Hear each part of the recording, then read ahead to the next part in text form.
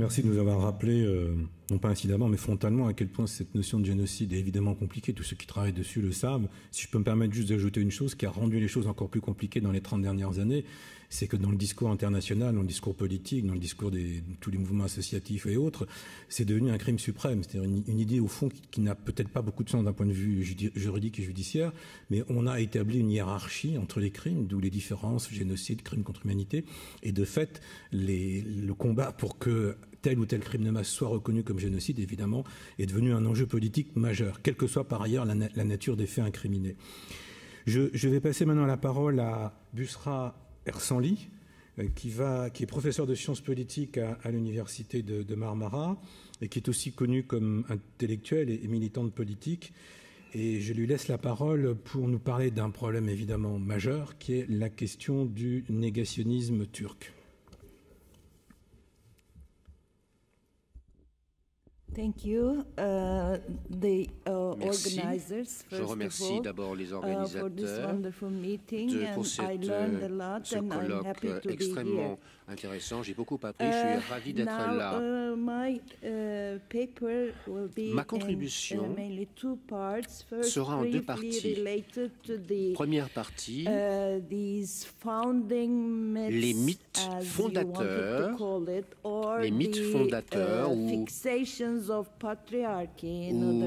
la fixation sur la patrie, sur la société patriarcale, la structure patriarcale.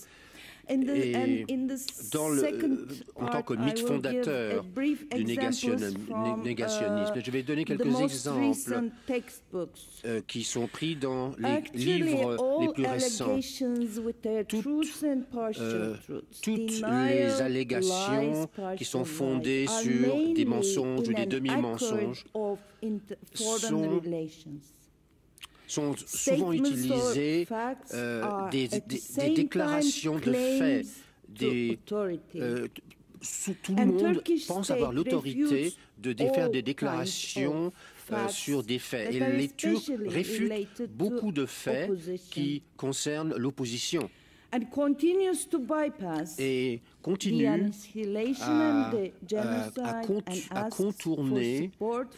à contourner la question du génocide et à chercher le soutien. La réelle politique, le réalisme des relations internationales montre les États en concurrence les uns avec les autres. Les pays sont en concurrence avec les nations sont en concurrence les unes avec les autres, et c'est une façon très masculine de voir les choses, d'autant plus que les représentants des nations sont surtout des hommes, et il s'agit de prouver sa supériorité sur l'ennemi à travers des guerres, des invasions, et cette hiérarchie crée un continuum. Et c'est une histoire très masculine. Pendant longtemps, le génocide, en tant que concept international, a suscité des problèmes très complexes dans l'esprit des intellectuels turcs. Il y a 2 décennies, lors d'un forum sur l'Arménie, il y a eu un dialogue très enrichissant entre historiens turcs, lancé par Grigor Sonet. Et dans cette discussion, lors de cette discussion, ça a été un des premiers pas vers une nouvelle approche de la question des mythes fondateurs, du négationnisme, et ensuite le dialogue entre d'autres intellectuels ont montré la difficulté à avoir des positions manichéennes, noir et blanc, dans le domaine des relations internationales. Et c'était très intéressant également de constater le progrès dans la reconnaissance du génocide. Alors, qu'est-ce qui se passe si nous renonçons à la capacité, de notre capacité à comprendre ce qui s'est passé? Dans quelle mesure les témoignages, les mémoires peuvent être considérées comme des preuves historiques. Dans quelle mesure les sources secondaires constituent-elles des domaines des relations internationales? Et c'était très intéressant également de constater le progrès dans la reconnaissance du génocide. Alors, qu'est-ce qui se passe si nous renonçons à la capacité, de notre capacité à comprendre ce qui s'est passé? Dans quelle mesure les témoignages, les mémoires peuvent être considérés comme des preuves historiques? Dans quelle mesure les sources secondaires constituent-elles des preuves? Et dans quelle mesure la fiction joue-t-elle un rôle destructeur ou positif? Et il y a la question des archives nationales. Il faut aussi évoquer les problèmes d'historiographie et de justice transitionnelle, de la justice transitionnelle. Ces discussions, les universitaires spécialisés dans le droit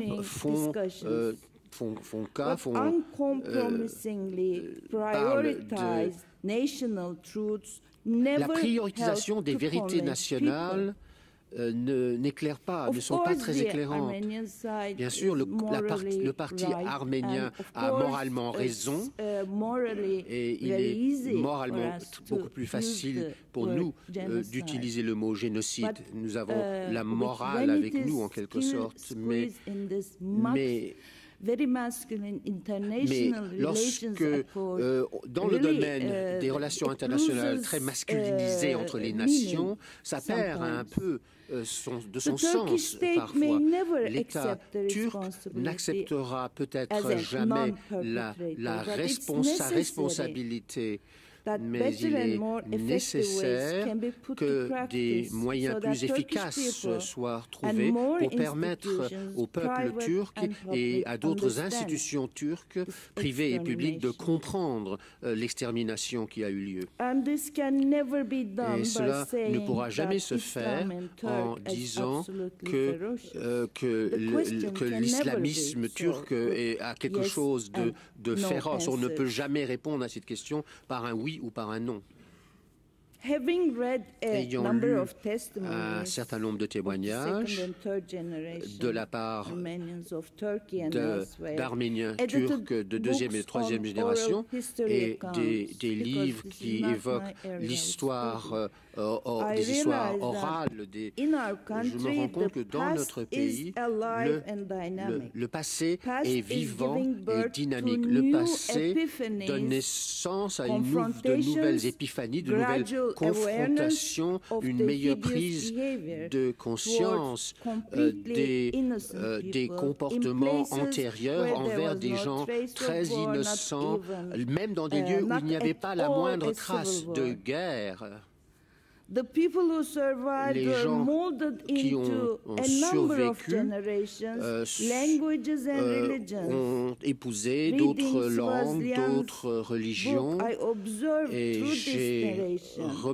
j'ai noté le nombre de personnes et les chiffres sur les survivants. Et cela m'a permis de mieux comprendre les chiffres.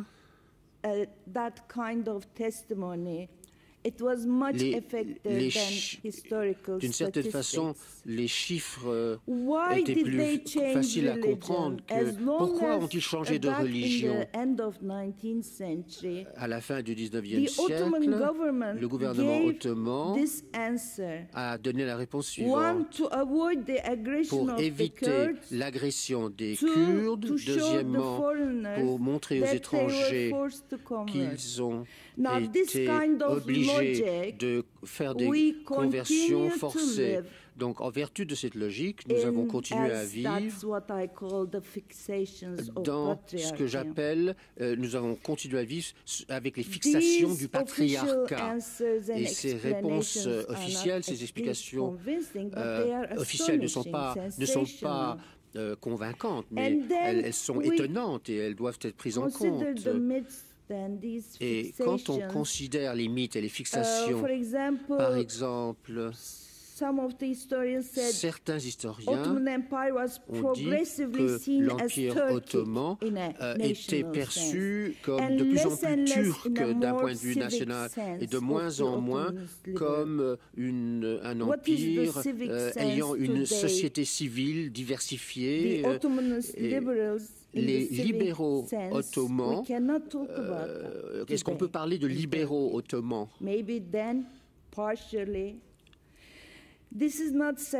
Ce n'est pas satisfaisant.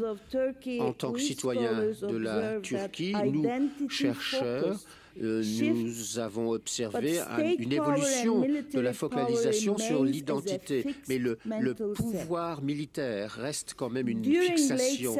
À la fin des années 70 et dans les années 80, les citoyens turcs islamiques et ensuite la focalisation sur l'ottomanisation a été davantage mise en avant. Mais le débat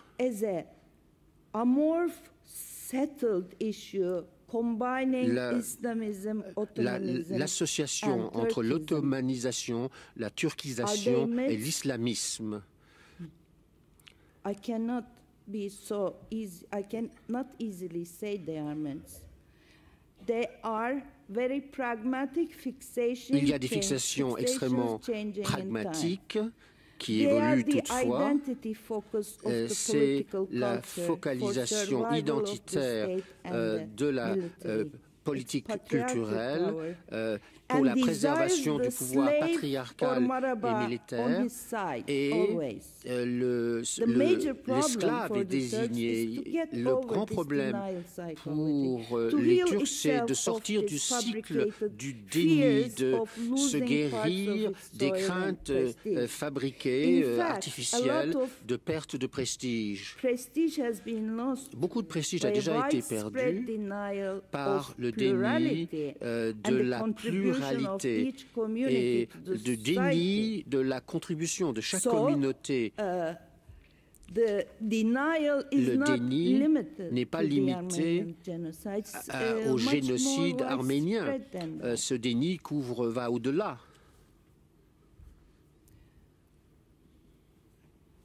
Et la plupart des villes de l'Est turc ont pâti des relations diplomatiques. Peut-être que la commission Vérité et Justice qui va fonctionner pour la question kurde pourrait être une porte d'ouverture vers une autre approche. Ma conscience de la question arménienne a également été fondée sur un manque de confiance et sur une crainte artificielle qui est venue s'ajouter aux préjugés existants contre les chrétiens. Pendant la deuxième partie du XIXe siècle, il y avait la perception que les musulmans avaient perdu du terrain face aux non-musulmans.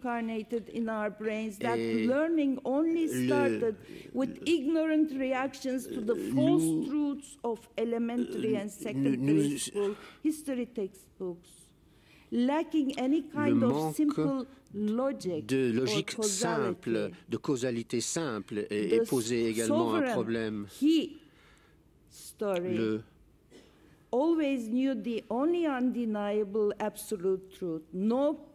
souverain connaissait la vérité absolue. C'est la raison pour laquelle j'ai étudié les livres de classe, dans les écoles.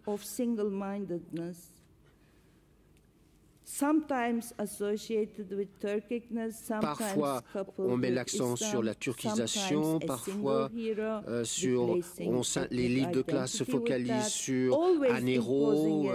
Il y a toujours des explications simplistes des événements politiques. Un auteur qui a écrit sur la guerre sino-japonaise à parler de l'autoglorification, à la tendance à diffuser des mythes pernicieux. Il est bien connu que la mémoire nationale hégémonique est diffusée par les livres de classe, par les musées, et donc cela réduit au silence certaines voix, les voix des minoritaires en particulier. Et je vais vous donner quelques exemples tirés des livres de classe. Mais traçons d'abord ce que l'on trouve dans les livres de classe. Comment la question arménienne est-elle traitée dans les livres de classe?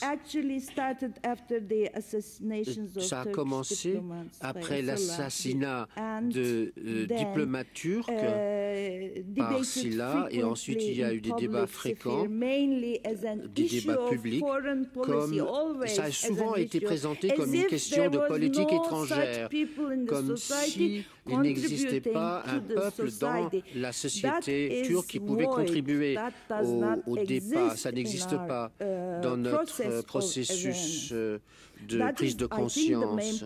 Et ça, c'est le principal problème. Ça a été présenté comme un enjeu de politique étrangère et pas comme une réalité sociale intérieure.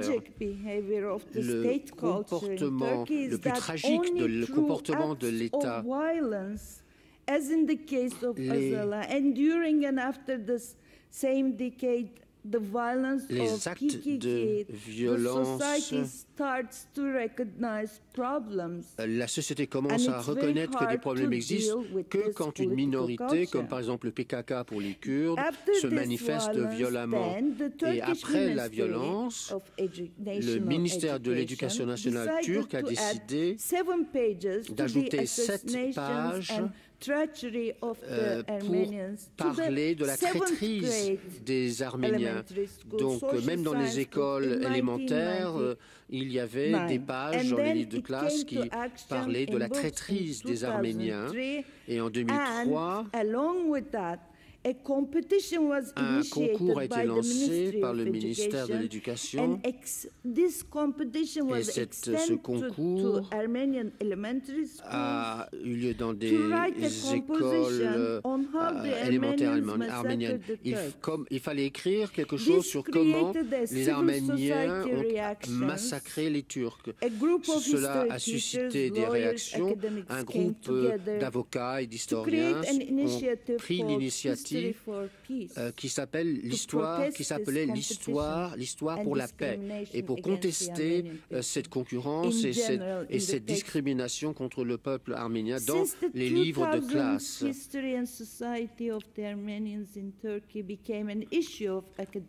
Donc, depuis que la question arménienne est devenue un sujet d'études universitaires, la première conférence a eu lieu en 2005 à l'université, où ça a été un bon début.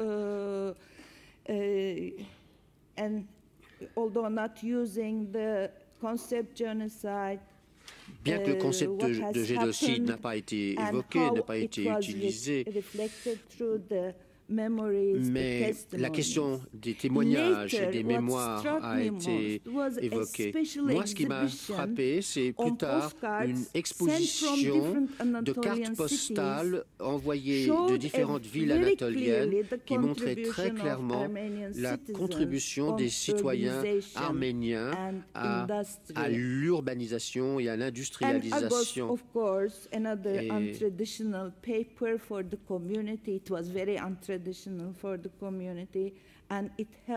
Et cette exposition a permis de changer un peu les perceptions. Mais en 2011, en Turquie, un article de journal a montré à quel point l'éducation de l'histoire, la formation à l'histoire est manipulée en mettant l'accent sur une vision biaisée et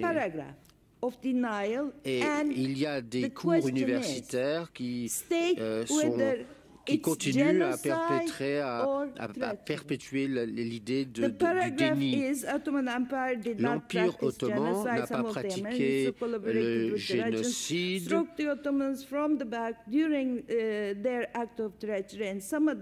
Il y a eu des actes de traîtrise et les Allemands of famine, illness and cold, still some others because of their treachery again run away with the Russians and thus the Armenian population decreased in Turkey.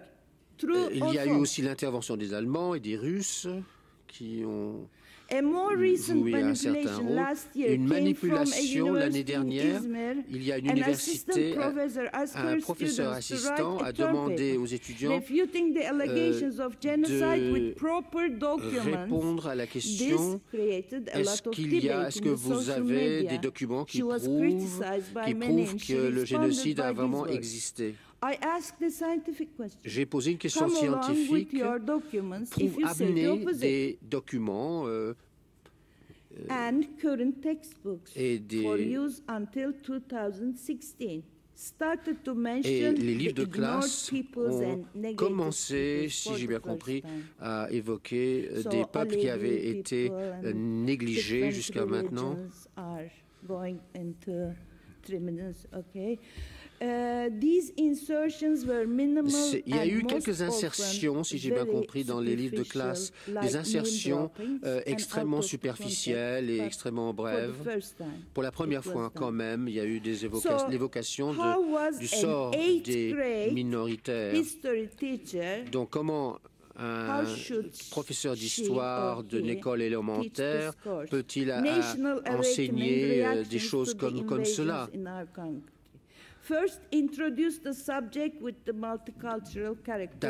La première chose à faire, c'est de rappeler le caractère multiculturel de l'Empire ottoman. Ensuite, évoquer la présence des Arméniens et ensuite la déportation des Arméniens. Quatrièmement,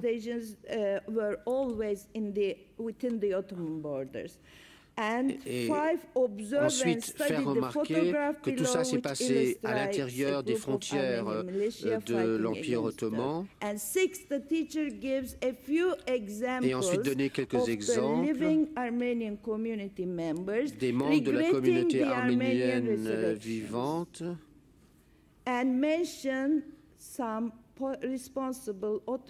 En citant les personnes qui ont été traînées devant la justice par la suite. Ce sont quelques exemples, mais cela est très répandu. Les sciences sociales dans les livres de classe, on évoque la culture, l'architecture,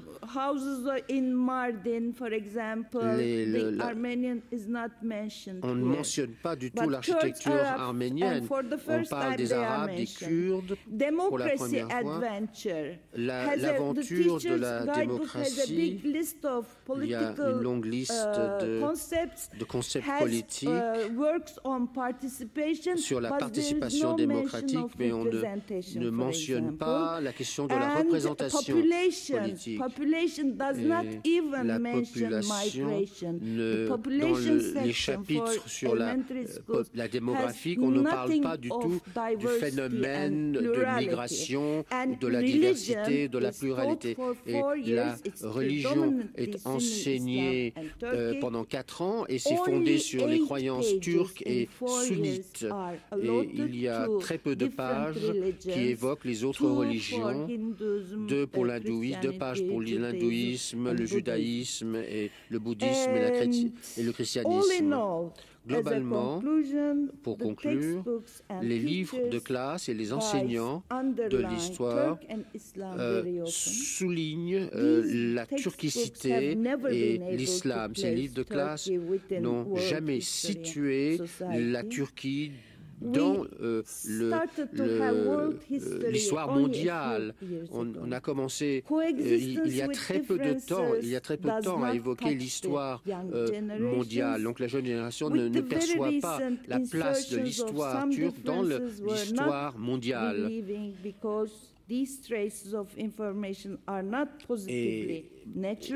Et les informations sur les autres cultures et peuples sont évoquées de manière très sommaire. Donc en l'absence d'une vision pluraliste, il y a un appauvrissement évidemment. Ce que je suggère, ce que je souhaite, c'est qu'il y ait plus de recherche interdisciplinaire, pluridisciplinaire, en collaboration avec la société civile, les organisations de la société civile, pour une analyse comparatiste des livres d'histoire dans la République arménienne et les livres d'histoire dans la République turque. Et il faudrait une approche interdisciplinaire, pluridisciplinaire de ces deux champs de recherche. Ce serait très utile, car seule l'étude comparatiste du génocide peut permettre d'éviter le piège de la hiérarchisation des génocides donc il faut continuer à étudier, à comparer les livres d'histoire en Arménie et en Turquie. L'interprète s'excuse, mais il a eu beaucoup